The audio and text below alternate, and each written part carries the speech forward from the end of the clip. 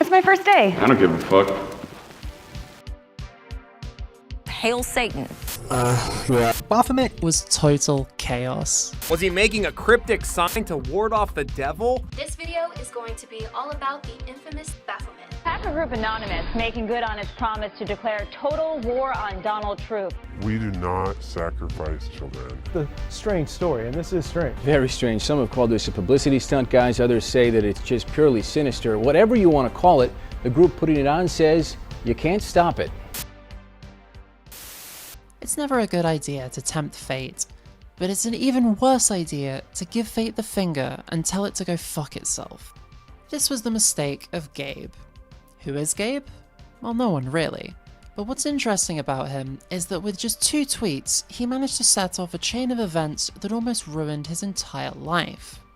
It was December 2014, and a site by the name of 8chan had been getting a lot of negative attention over its connections to Gamergate and allegations of hosting illegal content.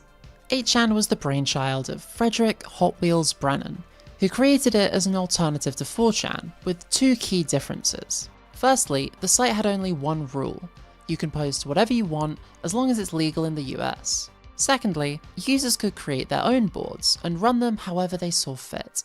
Apart from this, they were both very much alike, and even shared many of the same boards, including B. Most chans have a B, a board for off-topic conversations about things that don't really fit anywhere else on the site. 4chan's B has a reputation for trolling and raids, but this is mostly a hangover from its earlier days. Raids had become few and far between at this point, largely because the admins got sick of having to deal with the fallout and started cracking down on them. 8chan was seeing a large influx of old 4chaners at the time, especially ones who wanted the freedom to engage in more questionable behaviours that 4chan had long since banned. Eventually, there were enough of them gathered together, invigorated by the promises of this new site, that it was only a matter of time before something happened. That brings us back to Gabe. One B user saw Gabe's tweets and took them as a challenge, posting a screenshot to the board and promising to return shortly with his full docs. Gabe was naively open with his personal information, and it didn't take long for them to find just about everything there was to know about him. The thread quickly started getting attention, and other users heard it as a rallying call, deciding to do a bit of digging of their own. Within a matter of hours, they had uncovered all his social media accounts, his full address, his phone number, and those of his family members. His family home starts receiving pizza deliveries and round-the-clock prank phone calls. One 8chaner, feeling bad for Gabe and taking pity on him, tried to reach out to him on Facebook to warn him about the shitstorm that was currently brewing, but it was no use. Instead of shutting down his social media accounts and giving up the fight, Gabe responded by giving them exactly what they wanted, and at this point, there was nothing that could stop what was about to happen. Things escalated rapidly as plans were made to get Gabe fired from his job and convince his friends and family that he was a paedophile, though it's hard to tell how many of these were actually followed through on. They did manage to hack his Twitter account, however, and they immediately began destroying it with racist memes and gore. They also changed his @ to GayAnalFan44 and updated his bio to include a story of an incestuous relationship between him and his sister. Suddenly aware of just how bad things were, Gabe was now literally begging for mercy, though unfortunately his pleas would fall on deaf ears, as these sick, twisted individuals used his account to post bomb threats and fake revenge porn they'd made of him and his sister. This relentless attack on Gabe over what was ultimately some very tame comments would continue for the next 2 or 3 weeks until eventually they got bored of him. But many of them found it to be one of the funniest things that had happened in a very long time, and there was so much interest in seeing more like it that one of the people involved decided to start his own board dedicated to just that, and he called it Baphomet. The group behind the Gabe raid became the core members of Baphomet. They immediately started looking for new targets, basically just anyone who gave them an excuse, mostly minor anti-Gamergate figures who had been openly attacking 8chan. Most notable of these was former NFL player Chris Clue. On the day that Baphomet was formed, Clue had a debate with Mike Cernovich where he was critical of 8chan and its owner. Within 24 hours, Baphomet had his full docs and were deciding what to do with it. Several users called for him to be swatted, but in the end they settled for calling him an animal abuser on Twitter and flooding his address with pizzas, sex toys, and empty boxes. Sarah Nyberg, another target of theirs, received a similar treatment to Clue, differing in only 2 ways. Firstly, they sent about 10 times as much fast food to her address, as well as at least a dozen Korean Bibles, and secondly, they sent all of it to the wrong house. Luckily for Baphomet, they found it just as entertaining to imagine that they had now equipped some random person in Wisconsin with enough Chick-fil-A and religious texts to start a cult. Baphomet carried out at least 4 attempted swattings in its first few months, though the true number is likely a lot higher. In one incident, a programmer called Israel Galvez had false police reports filed against him claiming that he had gone insane and started building pipe bombs. His house was never raided, though police did show up to do a wellness check and a brief investigation. Perhaps the closest they ever came to a successful swat was in the case of Devi Ever. On the 2nd of January 2015, a thread was posted by a user called SwatAnon, who also went by Eclipso, stating that the first person to post a comment with its post number ending in 88 would get to choose somebody for him to swat. Around the same time, he posted an audio recording on Twitter of a previous attempted swatting he'd carried out against somebody else, where he told a 911 operator that he had broken into somebody's house and taken 3 hostages. Back in the thread, somebody eventually rolled an 88 and chose Devi. SwatAnon tells everyone to get ready for the show at 3 AM EST. When the time comes, posters tuned into police scanners in the area claimed to hear reports of a hostage situation with shots fired. 24 heavily armed police actually did show up to the address, as was later confirmed by various news reports as well as Eva herself. They didn't raid the house, however, and did eventually figure out what was going on. At the same time this was happening, Baphomet was beginning to make a realization. They had sent the SWAT team to the wrong house. The docs SwatAnon used listed Eva's previous address, which they probably should have figured out considering it was in a different state from the one she'd been claiming to live in for several months. Despite several more attempts and an ungodly amount of seething from the board, her real address was never discovered. A few weeks later, on the 21st of February, SwatAnon posted a recording of the swatting call on Twitter. Yeah, I just my girlfriend with an AR-15. I'm sorry, what'd you say? I just my girlfriend with an AR-15 rifle. I'm freaking out. I just shot her. I think I her. I have no idea what I'm gonna do next. He would later try to frame Ethan Ralph for this, claiming that it was Ralph who masterminded the whole thing, paying him half a Bitcoin to carry out the SWAT. This was never substantiated and seems to just be petty revenge over an article that Ralph wrote for his website where he called Baphomet cancerous troglodyte scum. It's worth noting at this point that all of this has had to be reconstructed from archives, as Baphomet was deleted years ago and very little good information about it still exists. Most of what they got up to has simply been lost to the ether, but these examples should serve as representative of what the board was like and how it operated. Being the hive of rabid degenerates that it was, 8chan had made quite a few enemies in its relatively short existence online. Eventually, in January 2015, one of them decided to do something about it, and had the site taken offline with a DDoS attack.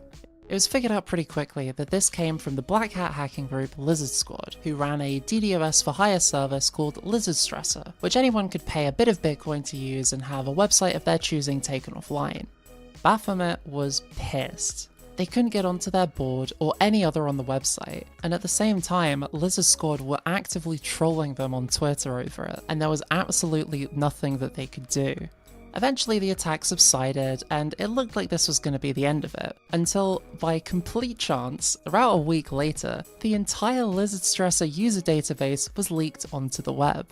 Turns out that Lizard Squad were actually a bunch of complete fucking script kiddies, and they not only managed to screw up their security so badly that their entire customer user database got hacked and leaked online, but they also stored the whole thing completely unencrypted, meaning that anyone who had a copy of the database could read all of the passwords from it. Baphomet didn't waste any time getting their hands on the database. They took every single email and password in it and used it to try logging into the email account. Whenever they got in, they'd go through the inbox and see what other sites that person happened to use, and then they'd try the same email and password there. Since a lot of people use the same password for absolutely everything, this got them into hundreds of social media accounts. Did Baphomet know which of these people had paid to knock their site offline? No, they didn't. They didn't have a fucking clue. All they knew is that these people have given money to Lizard Squad, and that made them fair game, because fuck Lizard Squad. This was Baphomet's chance for revenge, and they were not about to hold back. Every single Facebook and Twitter account they got their hands on was completely destroyed. They would fill them with ISIS propaganda, pictures of dead bodies, shock images, and more gay porn than Steven Crowder's hard drive. Names were changed to the most offensive and usually sexual messages that you could possibly imagine. Some Baphomet users even tried to get nudes from anyone in their contacts list who looked even vaguely female, sometimes including family members. Others used the hacked accounts to harass other unrelated targets. A few would try logging into an account, ready to destroy it, only to find out that another Baphomet user had already been there and trashed it themselves. It wasn't just Facebook and Twitter accounts they got into, of course.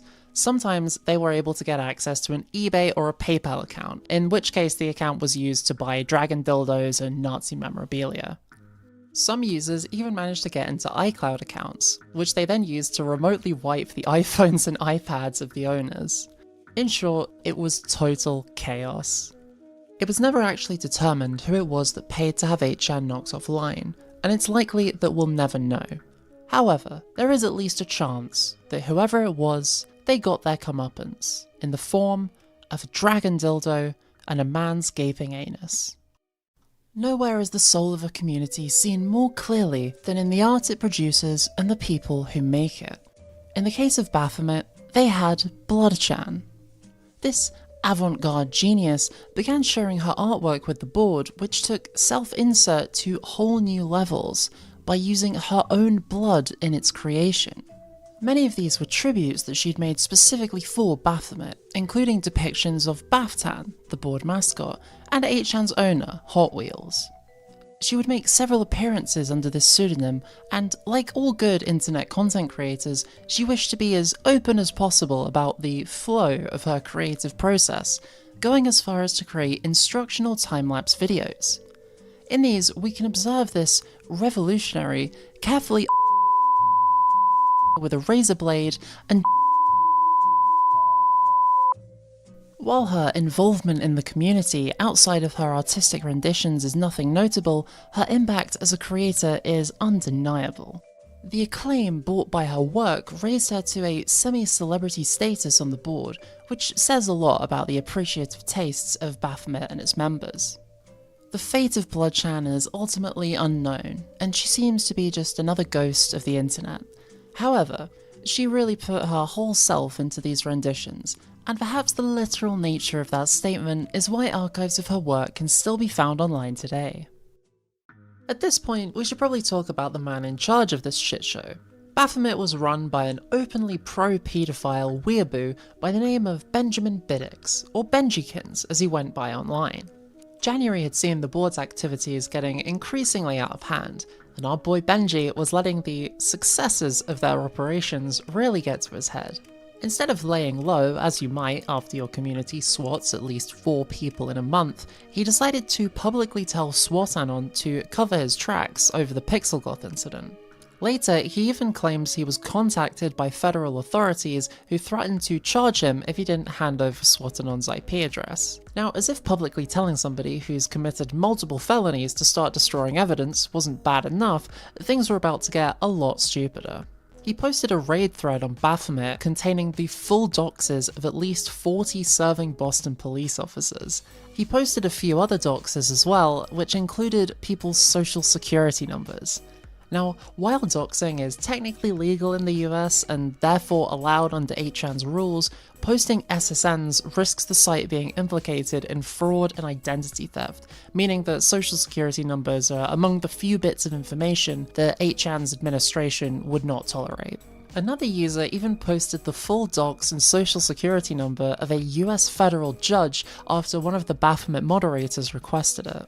The judge in question, Catherine Forrest, had drawn the ire of underground online communities for her role in the Silk Road trial.